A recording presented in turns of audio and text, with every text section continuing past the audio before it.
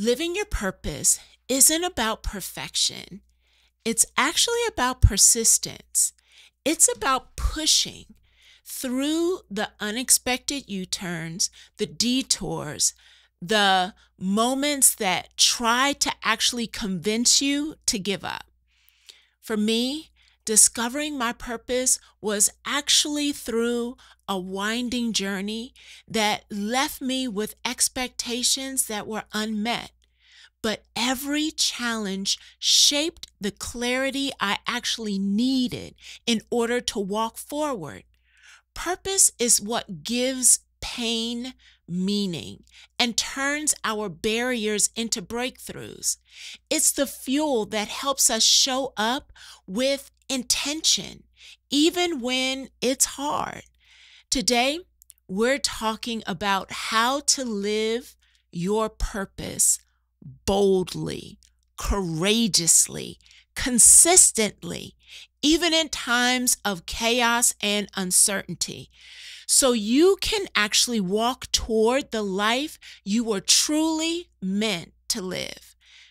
Well, living your purpose, it's actually not about you figuring it all out. It's about pushing through the things that you didn't realize were in your journey to show you persistence, to give you intentionality. For me, it has been a journey in which I've had unexpected pauses that taught me that there is meaning found not in perfection, but in the actual process. So, when life gets to feeling heavy and purpose becomes the push that actually keeps you moving forward, it becomes your anchor when everything feels uncertain. So today, in this conversation of living out your purpose with Dr. Z, we are going to actually dive into what it really means to live on purpose. So let's talk about it. You ready to show up for you on purpose and walk boldly? Right here on the flip side. Let's get into it.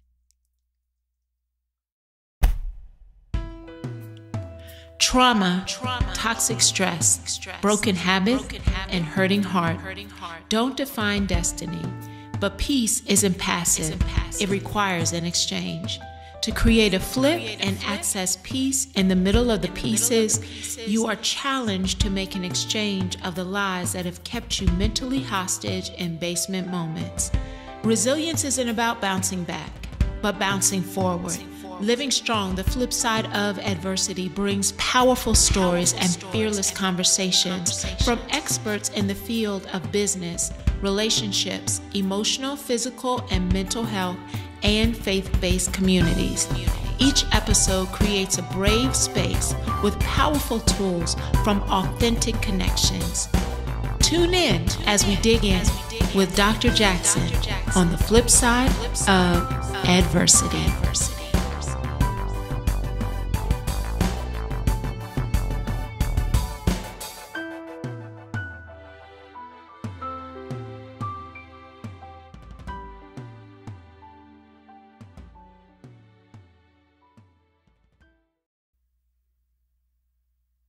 Hello and welcome to the flip side of adversity. I am Dr. Veirdre Jackson, the CEO and creative behind Living Strong Consulting.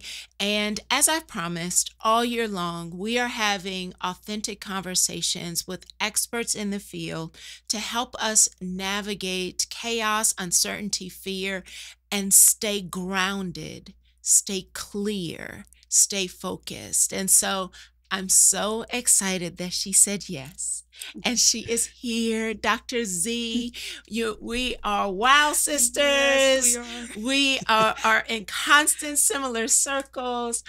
And so I admire the work that you are known for, that you show up for, and I'm excited that you said yes. to share your expertise and your wisdom with our listeners. But as always, I want to make sure I give you her receipts first.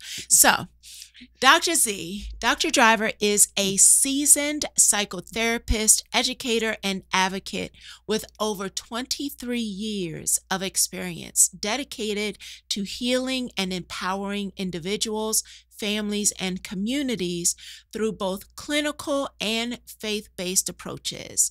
She is the founder and CEO of Right Path LLC.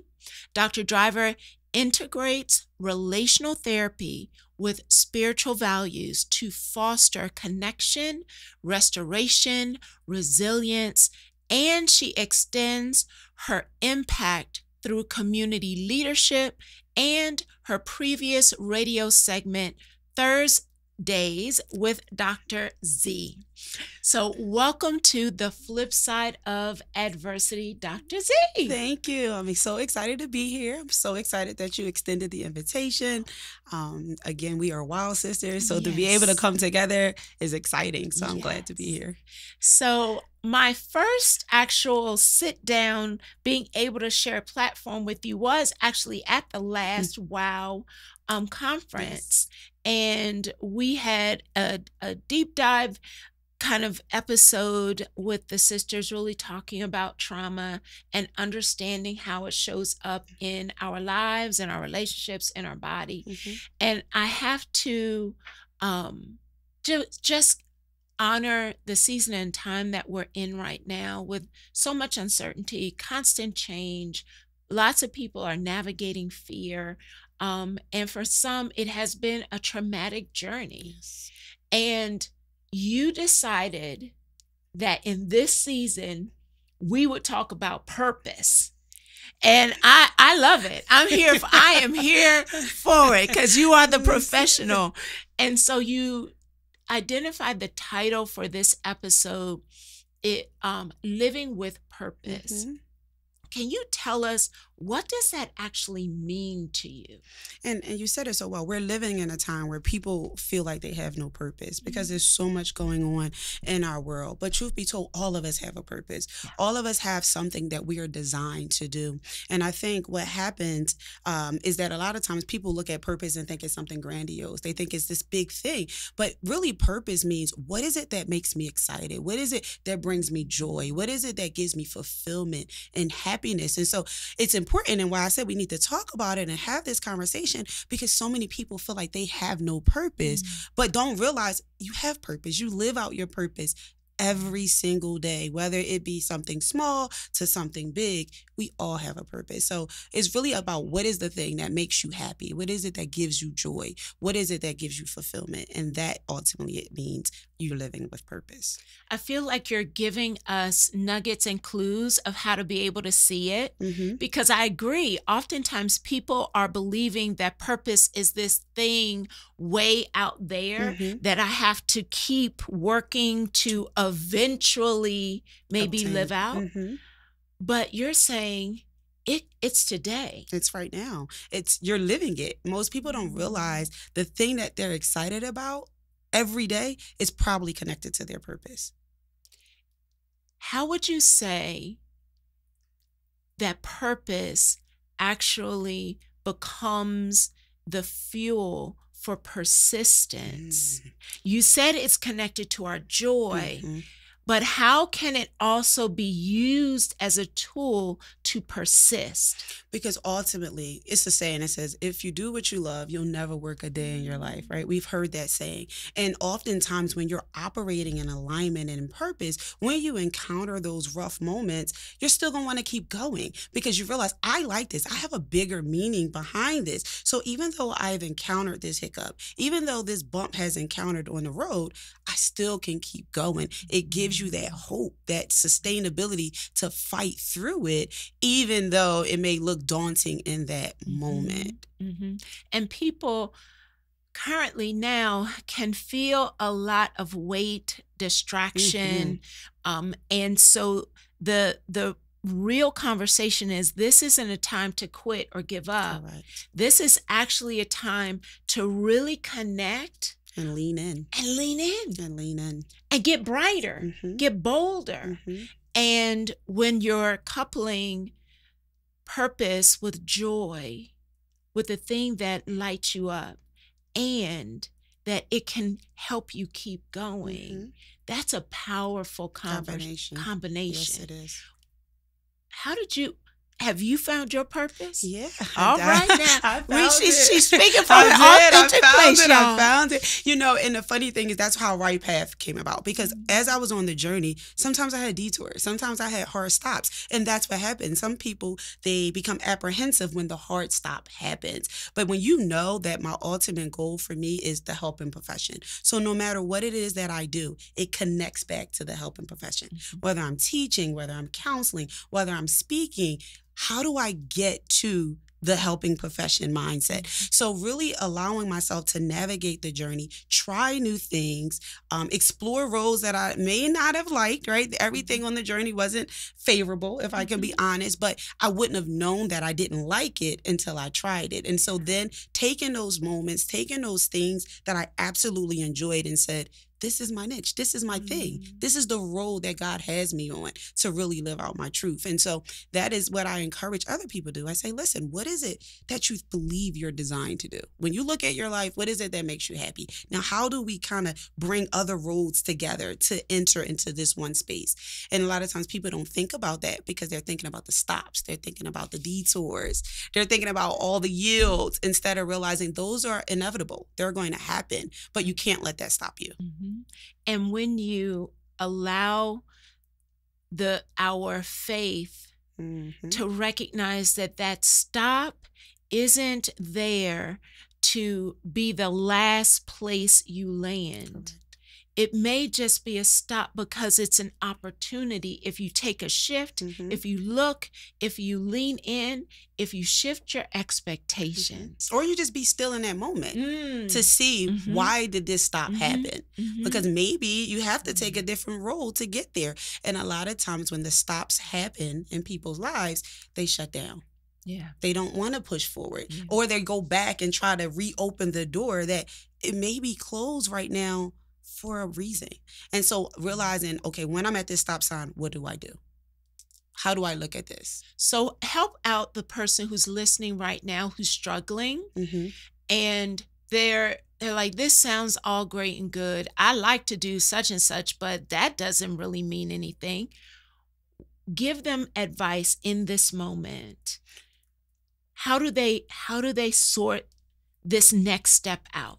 So one of the things I think we forget when we encounter the stop signs are all the positives, all the things that worked for us before. What were the things that while I was on this journey, it fit, it yielded into my purpose? What are those things? And slow down and acknowledge those things. Because a lot of times, because we have a negativity bias, right, in our brain, we are naturally inclined to say, this stop happened, I'm throwing in the towel. No, the stop happened, but there's so many other positive things. So the suggestion I would give them is, let's look at the positives. Let's look at the things that work and how can we kind of interchangeably take those things, stay here at this stop sign for a little bit while we're figuring out what's going on, but maybe yield to a different road towards success. Because I think we forget everything, right, works together. The stop sign, the good, it all works together for the good. So how do I take those things that I realized worked for me and still use it to push me past this stop sign or push me down a different road? So I'm hearing stop, slow, even in the stop, actually stop. Actually stop. Stop trying to keep pushing against it. Actually allow yourself to surrender to the stop so that you can recall, acknowledge, pray, celebrate, take it all in. But I don't want to take for granted, because I know, y'all, she is a whole therapist. I told y'all. The role of, you mentioned very quickly, negativity bias. Yes. If someone doesn't understand what that is and they're like, well, what is that? What is the negativity bias? What right? is that? what I would tell them, that our brain is naturally tough line to positive experiences, right? Then it takes longer for those positive experiences to sit in our mind. Now the negative experience is Velcro. We connect into it. It's there. It's we're not letting it go. But when that positive thing happens, it's something that we forget about it. It hits a wall and then it goes away. We have to be intentional about remembering the good. You know, if I was in counseling mode, I would say this is why journaling is important, right? Yes. Because sometimes our brain is naturally not going to recall those moments when that stop sign moment happens, when that negative thing happens. So sometimes if I'm writing down my journey of whatever I believe my purpose is, and I see how God moved, I see how the small things became big. When this negative thing happened or this stop sign moment happens, I remember that I got through these. I just got to get through this moment again. Creating something visual to refer back to. Correct. Because our brain uses that negativity bias as a safety mechanism. It's there on purpose because it's designed to keep us safe, to recognize threat, but it is on 10 all the time. And when we are not careful about what we're taking in, what we're watching, who we're listening to, I love how you said it's like Velcro. It literally is sticking. So that conversation of write it down so you have something to actually go back to. And reference for the journey. And I think people don't do that, and they don't see the benefit of it. Because I listen to and I think about in our current culture, if you're asking me to stop, but I'm watching all these other people who are going, they got that opportunity. That was where I should have been. Why wasn't I there? Right. That fear of missing out. How does that sabotage purpose? Oh, listen, comparison is the thief of joy, right? Because when you're walking in purpose, there's room for all of us. And maybe that other person is going down a road right now that you want to get down. That doesn't mean you won't get there. But that also may mean that that's not your road. Yeah. You can still, they may be moving, but maybe two things, I think. One, I think they may be moving, but you may need to move down a different road. Or what we sometimes don't do a good job of is maybe I need to connect with that person. Oh, yes. Maybe I allow myself to become a mentee to this person because maybe I need to learn more. I need to sit more. I need to absorb a little bit more in this field or around this thing that I believe I'm called to do, that I can take that in and learn from that person. But a lot of times people don't want to do that. They don't want pride. Yeah. Pride and comparison robs them. I don't think I've ever heard someone say, actually, why don't you pause and reach out to gain mentorship, wisdom, to get under and find out, so what did you do? Right. Ask that question. Wow, that's a vulnerable place. That is a vulnerable place. When we think about, so we're talking about this FOMO, and I think about our young people in, when I talk about generational bias, like that Insta generation. And so they're often driven by, but I believe they have purpose as well. And so we actually have a question from Carolyn, and she asks, how do we help our youth balance the emotions that they have that can often get in the way of that clarity? Invite the emotion, right? One of the things I think when it comes to young people, we don't give them a space to embrace the emotion. Let's talk about the emotion. Let's name the emotion. What is the root of the emotion? And making sure that young people have a place where they can process their feelings, make sense of their feelings, because we know their prefrontal cortex isn't developed. So a lot of times they're not making meaning and making sense of what's happening around them. So they're putting emotion that they think should be here that may not need to be that particular emotion. Maybe you're angry about it, but you don't have to be angry about it, because there's another way to look at it. One of the things that I tell young people all the time is when you change the way you look at things, the way you look at things change. So instead of just feeling rage or anger or sadness, let's talk about it. Maybe let's reframe it. Let's get to the root of it, or let's make a new meaning. Let's find out what is happening within you in the moment where this feeling is coming from. So we as adults are going to need to create space. and not try to rush them through hard feelings that are difficult for us to navigate. Mm-hmm. Actually create the space and allow them to say what they need to say, even if it's not what you want to hear. And let them have a voice. I think, a lot of times growing up, I know in my generation, you don't get to say it. What I say goes.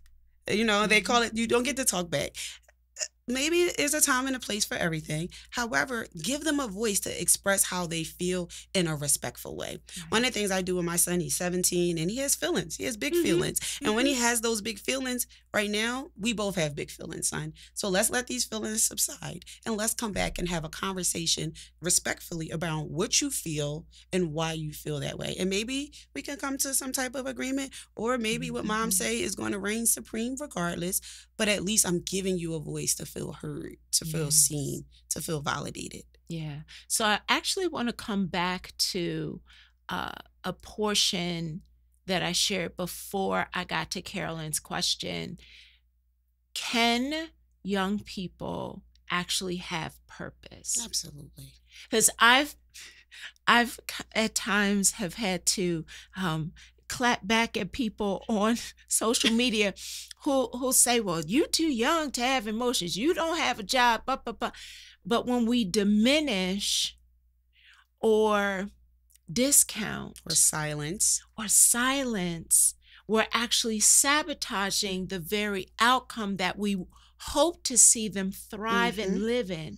So can you talk a little bit about purpose in our young people? I think, one, keeping young people in healthy spaces where they can grow, soil that they can grow in, because they're still working it out, right? Just as much as they may have mixed emotions, they're still trying to make meaning and make sense of their life. But one of the things that I try to encourage parents to do is, what is it that your child does well? What is it that they love doing? Invest in that with them. Allow them to kind of take that vision and bring it to life. Partner with them. Sometimes kids will have a lot of visions, but what is that, maybe that one vision or that one thing that brings them joy and excitement and happiness? I think about my own son, it's basketball. So anything concerning basketball, I'm going to support him.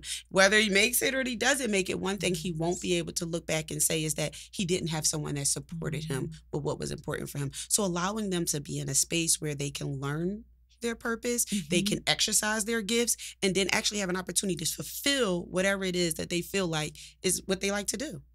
That exploration and taking time, investigating, looking for patterns, things that repeat themselves, and begin to really pay attention to how it lights you up on the inside, I would think would be a gift for young people, because I can think of some adults who never give themselves that margin. And that gets tricky too, because then that means the adult has to see the gift in the child and speak to that gift in that child. But if we have an adult who doesn't even understand their own gift and their own purpose, sometimes it's a struggle for young people, because sometimes young people don't even realize that they have the gift. So as the adult, we have to help pull that gift out of them so that they can actually live in their own fulfillment in this moment, in this season of their lives. So that's why I think it's a journey, not just for children, but for an adult, because we parent the way we were parented. Right? We can't pour into them if we are not being poured into ourselves. So it's kind of that dual role, and we want everybody to just operate in their gift. But do you know your gift to be able to know his or her gift? So I think, absolutely, I think children should be placed in environments that maybe if you don't see it, someone else sees it, and someone pulls on that child's strength. And I believe it's that strength that lets that kid know they have meaning in life, and take that meaning, and it may play itself out later in various ways and in various types of careers or things that they enjoy doing. Yeah. We can't teach what we haven't learned. We cannot. And so even if I didn't learn it then, I can begin to practice it now.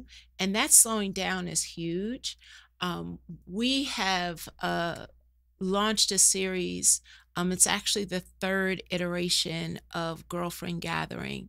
And this next session, session 4, really challenges women to understand grace over grind. Because I feel like we can miss opportunities to see clarity and purpose because we are grinding. grinding so hard. Trying to get to the goal and missing the journey while we're there. Yeah, Yes. That's good. So we are going to have Minister Aranissa Harris. She's going to be our main speaker. I've got some Gen Zers who are going to come in. I can't reveal yet. We're meeting tonight to talk about it. And then we also have Deanna Jean, who's going to be the collab queen and really help facilitate the day. Nice. So it is going to be a powerful experience and an opportunity. Grab your spot if you haven't grabbed it yet. But this conversation of grace over grind, and I know, as I shared in your bio, your faith is integrated into your practice. So when you're thinking about helping those who are listening understand purpose, how does your faith play a role in that journey? Well, one, I realized that everything that I do is connected back to a bigger purpose. Why? Because we encounter humans on this journey, right? If we can be sometimes honest, we don't want to encounter. We encounter humans, and sometimes humans are broken. Yes. They're hurting. Yes. So as you're journeying, if I keep my eyes and my focus on what I know God has called me to do, when I encounter humans being human, it makes it easier. It gives me an understanding of empathy.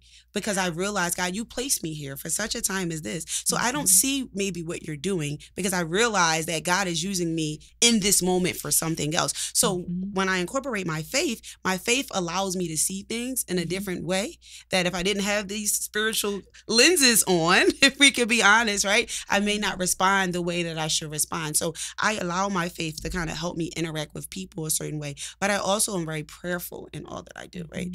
Every opportunity is not a good opportunity. Every grind is not a good grind. So God, is this what you want for me? Does this role fit my life? Does this role fit what you have destined for me? And if it don't, it can be the best opportunity. It can be paying the best money, but sometimes you got to be willing to step away. And what I've learned on this journey is even when I've stepped away, this goes back to purpose, it doesn't feel painful.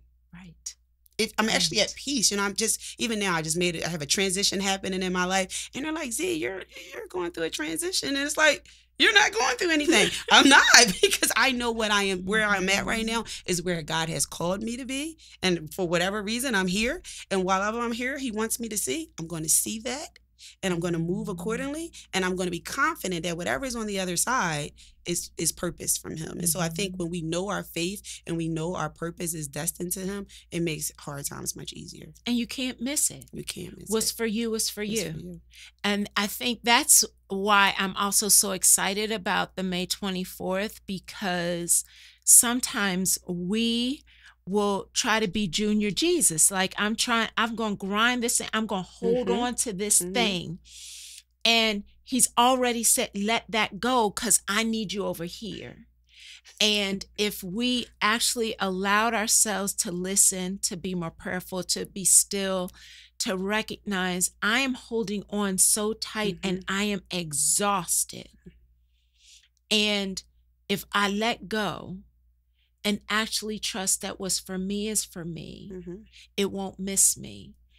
And then ask, where would you have me go next? Absolutely. And what you'll see, what I've experienced in this season is, even though this stop happened, the doors have been opening. I shared that when you called, right? The door. I'm like, God, huh? How did I get here? What's next? But it's reassuring that this stop happened, but it's okay.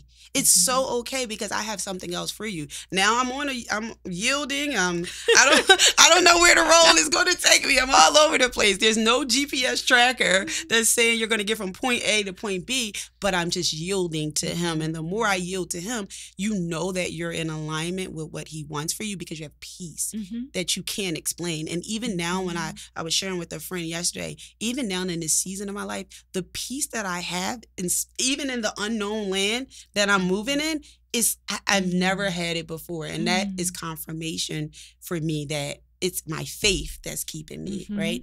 It's confirmation for me that my purpose, I'm living it out, even if it doesn't feel right, even if it doesn't look right, even if I'm at a stop sign right now, that he has me in the palm of his hands, and I'm going to be okay.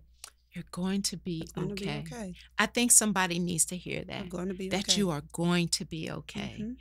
You mentioned transitions, and I feel like there are a lot of people who are feeling lost in the shifts of transitions and change. What tools or strategies do you actually recommend for someone who is navigating those moments and they're afraid? Well, one, do our best not to be afraid, right? That's where that faith part comes in. But having a clear plan. I think a lot of times we can have a purpose, but we need a purpose and a plan. So what is my plan to live out whatever I'm purposed to do? So sit down, make sure that whatever your business plan is, your strategic plan, am I fulfilling that plan? Am I meeting my goals? Create a mini treatment plan of your life, right? Of what it is that I need to do day by day to make sure that I stay in alignment, even though this is a transition happening, even though I'm not sure what's going to come from this transition. This is my goals, and what did I do today to reach my goal? A lot of times people have the goals in their head, but again, I'm an old school paper person. I want to get it on my head. I want to get it on paper. And then I want to outline, okay, for me to get to this step, these are the 5 things I need to do. And then check in with myself every month, every week, every day, whatever it takes to say, at the end of the day, did I do this? Because if you're not following through with your goals, then you can't get upset if you're not operating in your total purpose. Well, now you're just going to step on people's toes. Sorry. So clearly, so if you don't have pencil and paper, that's the first thing. She's mentioned 3 different times to write something down. It down. And when I say that, I mean because you have to be consistent, right? God honors our consistency. He honors our work. So starting and stopping is good if you need a break, but why? That's where Right Path is about. Why are you stopping? What's happening in your life that you're not able to actually just bring it to life, make it happen, bring it to fruition? Why are you not? Because sometimes there's some roadblocks that maybe need to work through it in a counseling setting that's keeping you from operating in your total purpose. So you have the goal, you have the interventions, you know what it is that you need to do, but you can't get it done. Now we need to sit down and figure out why. What's the why? Investigate, but you don't have to do it alone. So tell us about Right Path. So ultimately, Right Path is just coming back because I was doing a lot of other things, but God said, I want you to get on your right path. Really just helping people live in their purpose. What is your truth? That really is what it is. What is your truth and what connects you to your truth? And sometimes once I find my truth, I got to work through that hard stuff.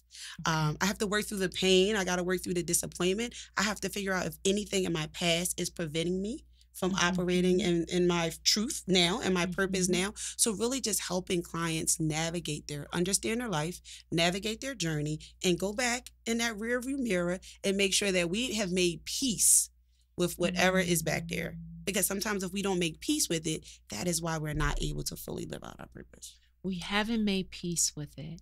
And that thing keeps clouding your vision to be able to judgment, your vision, your actions, your decisions. There's opportunity, but it's clouding it. And so sometimes we need help to be able to see more clearly. When you think about this conversation of walking boldly, of recognizing even in seasons and time when there may be other narratives that are pushing up against you, but this is actually an opportunity for you to lean in, to not shrink back. How does someone create a routine that allows them to be consistent? What are some key things in routines, rituals? You mentioned consistency, but what are some things I can begin to consider so that I can stay consistent, especially when there's so much coming at me? I am really big on networking. right? Okay. Putting yourself in rooms with people who are doing what you're doing or what you like to do. I'm big on mentorship, finding people who are have already done it and they're willing to pour back into you. Reading, there's tons of books out here for self-help, podcasts. Tuning in to stations like this, right? To be able to listen and be empowered daily, you have to put a healthy routine together that's going to kind of knock that negativity bias out, because a lot of times people don't think they can do it. They have the dream, they have the vision, but they're not sure if they can really do it. So if I put myself in the room with people who said, yeah, I went through that too, but I still came out, that makes you feel better. That gives you hope. That gives you the drive to say, okay, well, if she went through it and he went through it, I can do that too. So what am I doing? Who am I surrounding myself around? What are the messages that I'm allowing myself to take in daily? One of the things that I like to do is listen to something empowering every day. Every day I can't say I read. I'm not gonna lie and say that, but every day I try to wake up and make sure I listen to something that pours into me, that gives me hope for that day. And then I start my day. When you were listing those elements, it literally, for me, I was like, oh, so that's how, as you're feeding your soul, your mind, things that you're listening to, the people you are around, it literally sounds like it's an opportunity to create a resilience plan. What is resilience to you? Is the ability to overcome in the face of adversity, right? All right, what happens when tough moments come at you? What happens when threat comes at you? What happens when the door closes and you thought you were supposed to walk through it and you didn't? Do you shrink?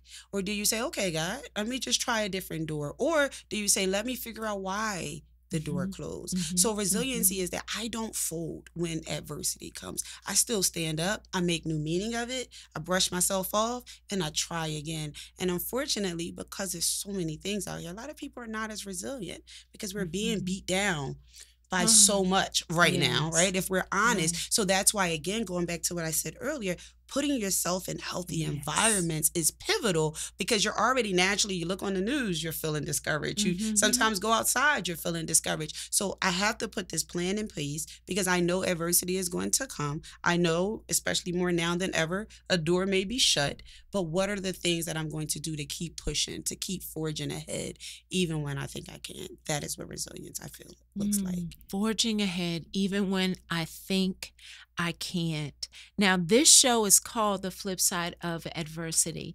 Is there a resiliency story that you have that helped you create a flip? As I think about my doctoral journey, I remember getting to that dissertation. I'm sure you know about it also well. That end of the story, that grand thesis paper we had to write, and not doing well, right? Not accomplishing the goals that I felt like I needed to accomplish. I remember my chair sending it back, and I'm like, this is not for me. Yours did too. I was like, this is my best work. I put my heart into this. It was all hurt. I was like, okay. And it was days that I came home crying and I was just like, I can't. But for me, honestly, I had to put my hope in something. And that was something a mentor told me. She said, find the thing that's going to keep you going. And I looked at my son and I said, I don't want him to know. I don't want him to think Mom gave up. Mom pushed through. And so in my head, I used that. I was going through this adversity. I used that as my plan to put my hanger of hope on, to say, this is going to keep me going. And so what I encourage people to do is, what will keep you going? When adversity happens, what can you look at to say, because of this, I have to keep going. Because of this, I'm not going to stop. That is an adversity moment. I have tons of them, but that was, I feel like, the rough patch, and one of the rough patches in my life that I really could have sink or swim in that moment. Well, you just helped me realize I'm not by myself. You're not by yourself. I will point back to that dissertation time, the entire time frame from chapter 1 to the end, just trying to get through. But recognizing that they're in the middle of that adversity, you can discover some things about yourself that you didn't even realize were there, that you can pick up and use later. Oh, that's good. And as you say that, I'm also a professor at Lincoln University, HBCU. And what I realized is all of that pain that I went through makes me a better professor now. But even more important, it helps me help my students. Yes. Because now I hold them accountable. Because no one held me accountable the way Dr. White held me accountable, right? No one did that. So when I look back now, I realized the benefit. I realized the importance of being able to write a certain way. And now I pour that into my students. So even though I went through it and it was rough, I didn't see that really it was setting me up for this time right now to be able to help someone else. So even when we go through, we don't even realize why it's important to be resilient, because once we get through it, it's really just setting us up to be able to do something else later that we don't even see yet. So yeah, I totally agree with you. And I often, as I'm working with educators and clients, explain that resilience is a skill. It's a developmental process that gets strengthened over time with opportunities of practice. And so being able to recognize each one of those things every time you keep taking one more step. There's a skill, a trait, a character that gets developed, gets strengthened, stands a little bit taller each time you keep stepping that forward. Muscle, you build that muscle, that resilient muscle. Because if you got through this, you're like, okay, when the next thing comes, I can get through it again. So I agree. It's definitely a muscle that, and that's why I tell people, don't curse that moment. Embrace it. Lean into it. I'm not saying it's easy. I'm not going to say that it's not going to take a while to get through it, but lean into it and figure out how can I navigate it, because I promise you, you will need that lesson at some point later. I love how you said don't curse that moment, because I know someone is saying, I need to curse that moment because I am mad. Yeah. And it's okay. You can be mad. And what I said earlier, embrace the emotion. Embrace it. Accept it. You can be mad right now, but guess what? If you just get through that other side, the flip side of it, the other side of that is something special. We don't know what it's going to look like. We don't know how it's going to help you.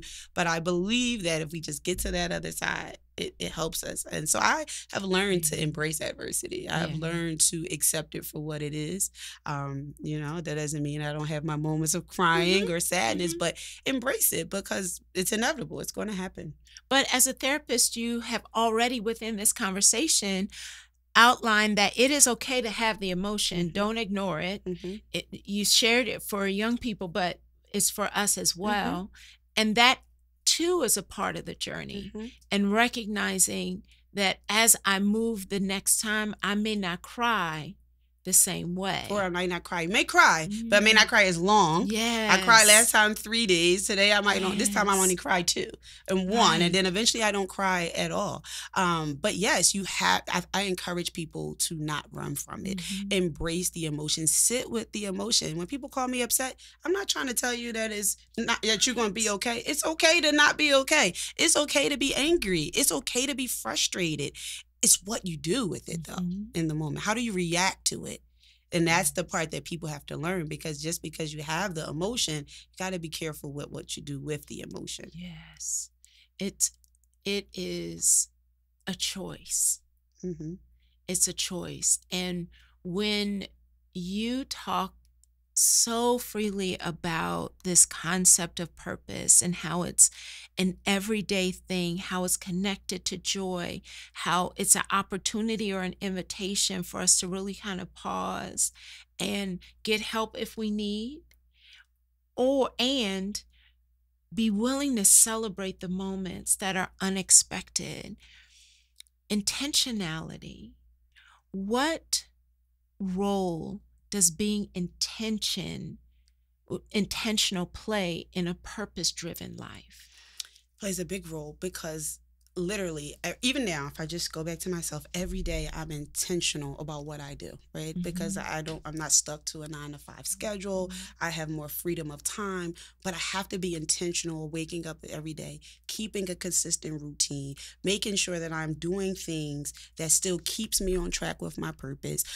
Because sometimes if we fall out of intention and we just don't do it, it's easier to kind of fall out of alignment of what it is that you're trying to do. So being intentional every day to say, this is a schedule and I'm going to keep this schedule. This is what I'm set out to do. I'm going to do it. Now, granted, life happens, but do I step back in and do it the next day, right? Do I step in and figure it out before the week is over? And then being intentional about setting yourself in places where you can really grow. I'm really a big advocate for that because so many people like to operate in isolation. There's no reason. We're a kingdom. We work together. So just because you're doing it doesn't mean I can't partner with you or learn from you or study you from a distance. So being intentional about knowing who to connect with, how to connect with them, having conversations with them, I think that's extremely important. I love that you identified actually recognizing we can't do this by ourselves. We cannot survive or navigate this space in isolation. It's actually a trick of the enemy who literally wants to get you to a place by yourself so that you can ruminate on what hasn't worked for you. It's that role of connecting. You used mentorship. You talked about if you're going to look at social media, identify the people you're going to connect with and reach out to, because we're not in this by ourselves. Or even watch from a distance if you don't want to reach out to them. Like, just study them. Open your mind up to seeing what other people are doing. I think a lot of times people are like, oh, I don't want to do it because they're doing it. Or no, that's okay that they're doing it. So let's actually talk about that, because sometimes people will abandon their purpose because somebody else has a similar idea. What are your thoughts about that? Because I have an idea as well. What do you say to someone who's like, oh, well, so-and-so already did it? I tell them, there's so many people in this world, right? It's so many people. There's so many ways you could do one thing. So yes, maybe he or she is doing it this way, but look at what they're doing. Look at what they're doing that's not working, right? You think about it from a research, find the gap. Where is the gap at? Where's the thing? Where's the audience that maybe that person isn't reaching? So maybe you go in and you reach that audience. I think people just don't like to look at other people and acknowledge that we can still be doing the same thing, but you could be doing it differently, but we still on the same road with the same mission and a similar assignment. And I feel like you're going to do it differently because you are unique. Nobody can do it like you. You are unique Absolutely. human. So we can have a similar idea, but you're going to do it differently. That's confidence, though. That's that self-confidence. Ooh, well, how do I get there? That's that knowing that what I'm doing is what God told me to do. All right, then. Right? All right. Knowing that no matter what, there's no one ever going to do it like me. Right? We can all be therapists. But everybody has their own way of how they handle their clients. And guess what? And maybe my approach doesn't work. But now I have a network of other people that I can refer you to. That you can go. They're still on the same mission, therapy, healing, but maybe there you have a better approach that fits your narrative and fits what you're going through. And guess what? That's okay. But some people, well, I don't want to refer. Well, why not? Why not? Network, collaborate, collective impact. It's all connected because you within that collective is a unique individual with your own brand and niche of purpose. Correct. This is so good. I can't believe it's so good, y'all. And the clock keeps going. So I know people are like, well, she is amazing. So where's Right Path? What do I need to do? And what's on the horizon for Dr. Z? Well, Right Path is coming back. We've been here, but now I'm really taking it to another level. I have just finished a book called Going Through Gracefully. So I'm at the final phases of that and really just helping people. It's kind of what we're talking about now. Live a purpose and understand that you can still go through some tough times gracefully. So it's going to be a workbook and also a self-help book and also a reading guide for people to kind of navigate tough times for themselves. I've been taking my clients, so I'm excited about that. And God has also been opening the doors. I've been doing a lot of mental health conversations with churches. I've done workshops, as we know, on WOW, but I'm excited because churches are now opening the door to have these conversations on Sunday morning. So you mentioned Aranissa, her husband, Pastor Harris, he was one of the first pastors that opened it. And since that, it's just been so many doors opening. And so I'm excited about it. I'm not a preacher. I am a therapist, right? But I'm excited because Sunday morning is when people show up. And so if I can get the message out and if churches are open and getting the message out, I'm excited about doing it. So can you lay out why it is important to have these conversations in the faith-based community. Because as we know, culturally and historically, the church has not been a place where we've talked about mental health. And for such a time as this, we need to talk about it. We need to have an opportunity for people to not just get the word, but also get practicality and also find a place where they can open the door to deal with some of that brokenness. The pastors and the preachers, they do a phenomenal job of pouring into them Sunday after Sunday. But a lot of times, if they haven't really worked through that trauma, the message doesn't stick. It doesn't land. The soil is still too rocky. Yes. And so we need to go. We need to open that door, deal with that trauma, deal with those things that's in their emotional exterior brain, and figure out like, what happened and why did it happen and what can we do differently and how did it hurt you? Now that word can actually penetrate in a way that it didn't penetrate before. And so I'm excited for churches that are actually having a mental health conversation because it's so necessary. We know the church is a place for broken people. So yes, the word is going to do what the word needs to do, but let's partner God and the therapist together. So I'm excited about it. So how can people follow you? How can they connect with you? My website is itsyourrightpath.com. My email is itsyourrightpath@yahoo.com. And I do have social media, but it's not much on there yet. But it is Dr. Z RPC on Instagram and also on Facebook. Dr. Z, this has been amazing. And I usually ask our experts to consider that inevitably episodes land in the hand of someone who needs it at this moment. And can you consider that person who it landed in their hand and they're discouraged? They want to give up. They've been trying and it's just not working. And they're frustrated. And now everything that's coming at them tells them this season is not going to work. What purpose statement do you share with them? I think I would tell them to press on, to not get weary, to embrace what is happening, but to realize that the same God that got them through before is going to be the same God that gets them through again, and not to forget that. I think that's what I would tell them. Yes, don't forget that. Don't forget that. Well, I told you, this is a season of healing, of excitement. I just want to highlight something that Kim Crape shared. There is always something to learn from adversity and building blocks to your foundation. It took me forever to embrace adversity. And Kim, you are not alone. And I think in this season, having conversations, open conversations, recognizing that there are many of us who are experiencing hard things right now, and reaching out, connecting, gaining mentorship. But as we close out, can you remind them of what purpose means in the season of adversity? Purpose is, one, embracing that without adversity, there is no purpose, right? Purpose and adversity goes hand in hand. But remembering that whatever it is that you're destined to do, even when adversity happens, it's a block that you step on to get you to that next space. And so don't curse the adversity, embrace it, but don't forget what your purpose is. What is your purpose? And never forget that. And I think when we lose sight of purpose, we lose sight of hope. Wow.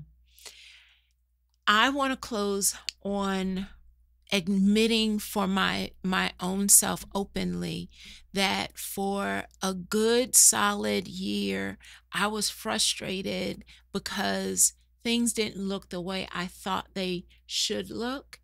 And in this season of pause, I have gotten to a place where my surrender is truly my strength. And it has opened my eyes to opportunities, to ideas, just giving myself enough bandwidth and margin to have new ideas that I never had time for before. And so even in the pause, there's an opportunity for you to make progress, even though it doesn't look like what you thought it would. And that's actually where Girlfriend Gathering had a rebirth moment, because I leaned into something I was resisting. And I have literally fallen in love with Girlfriend Gathering. And that's purpose. That's purpose. That shows you are doing what you're supposed to. Because when it happens, you're like, I love this. This feels so good. You're so excited about it. You're thinking about it all times of the day. All times of the day. I'm thinking of the next person to invite, to create. I'm already in 2026 planning. But if that can encourage someone that it's not going to look like what you thought it would look like. Right. But there is still a flip in any adversity, but you are going to need a plan. Get your why. Remember that God hasn't left you. And if you need a right path, I'm here. We got your help. We got the help for you. Yes. So as always, if you haven't registered yet for Girlfriend Gathering, I want you to get your spot ASAP. As I shared earlier, it is grace over grind. We are having a conversation around you have not been called to grind yourself down into a puddle of burnout. There actually is a grace that you can access in order to fulfill your purpose. So Minister Aranissa Harris is going to be our main speaker. The collab queen, Deanna Jean, is going to help us facilitate and navigate this journey. And I've got some surprise guests, Gen Zers, who are also going to talk about what grinding looks like in their lives. So get your spot as soon as you can. And remember, all year, I'm talking about how do we stand bolder, brighter, stronger, even in the face of uncertainty. And I'm bringing the experts into the room to help us navigate it. So, same time, same place, right here on the flip side. I'll see you then.